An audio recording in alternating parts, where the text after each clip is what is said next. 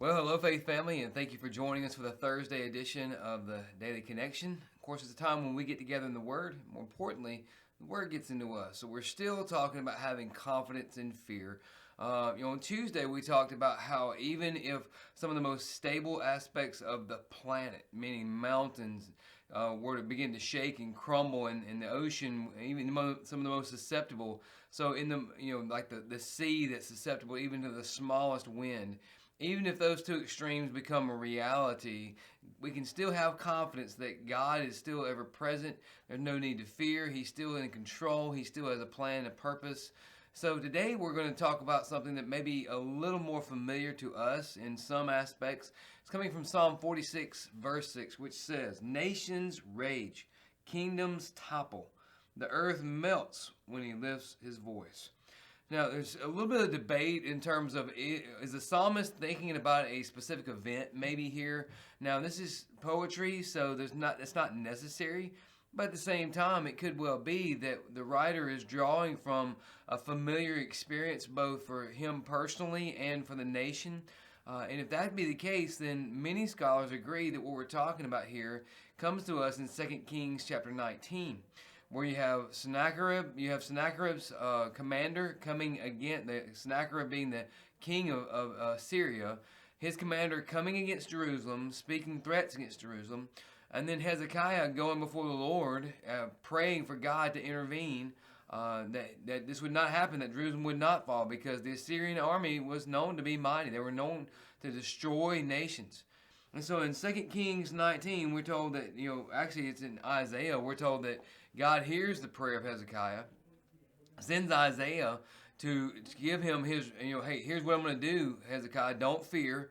I'm going to intervene. In chapter 19, we see, in 2 Kings 19, we see God doing just that. Because here we're told that night, the angel of the Lord went out and struck down 185,000 in the camp of the Assyrians. When the people got up the next morning, there were all the dead bodies. So King Sennacherib of Assyria broke camp and left. He returned home and lived in Nineveh. So we go back to where it says nations rage. That word rage can also mean to be in turmoil or confusion. And if you remember, there was some confusion regarding what had happened. I mean, had an enemy snuck in and under the guise of darkness and been able to attack them in such a dynamic way. So there was tremendous confusion. There was somewhat of a chaos going on. And so rage there doesn't necessarily mean acting out of pure anger or uncontrolled anger. It can also mean a turmoil, a confusion that took place. And according to 2 Kings 19, 35 and 36, that's exactly what happened, to the point where King Sennacherib goes back to Nineveh. And I'll continue in 2 Kings, verse 37. One day, while he was worshiping in the temple of his god Nisroch, his sons came and struck him down with the sword, and they escaped. So the second part of Psalm 46 said that kingdoms topple. And there's one aspect, when the king himself, when the supreme authority figure is attacked or is affected by an attack, it obviously affects the whole kingdom. But the whole point here maybe isn't so much just about a specific event, although that event was significant and it demonstrated that God is faithful. It can also mean this, that when political powers, when governing authorities around us that become a threat to us, that can intimidate us, when that's taking place, we still don't need to fear, because the word of God will stand. The psalmist says the earth melts when he lifts his voice. Of course, earth melting tends to represent judgment. And so what it might well mean is that when God has declared his judgment, it will happen. Nothing is going to stop his word. And I want to expand that out beyond judgment. We know that applies not just to judgment, that also applies to purpose.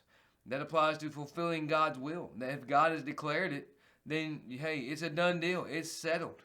And so we need to have the confidence, even in the midst of political turmoil, even in the midst of authoritarian upheaval, things that really seem to be more realistic to us now than possibly ever before in this country, prior to the revolution, that is, that we know that God is still faithful and that God is still carrying out his will on the global scale and on a local scale in our lives, and we don't need to fear. We need to have the confidence that He will fulfill it. He will carry out. He will finish what He has started in salvation for us personally, and in this whole process of moving toward that time when He redeems it all. And in that we must rejoice. So take this and apply this to our context, and I think we can do that and be faithful to the text and know that God is still in control. Therefore, don't fear. Let's remain faithful. Let's remain focused on what God has called us to do. That is, carry the gospel to the world, make disciples of all nations. Love you, Faith family. Pray your week is going dynamically well, and I pray you're preparing yourself even now for a time of celebrating Jesus coming up on this Sunday. And until we're together again, live sent.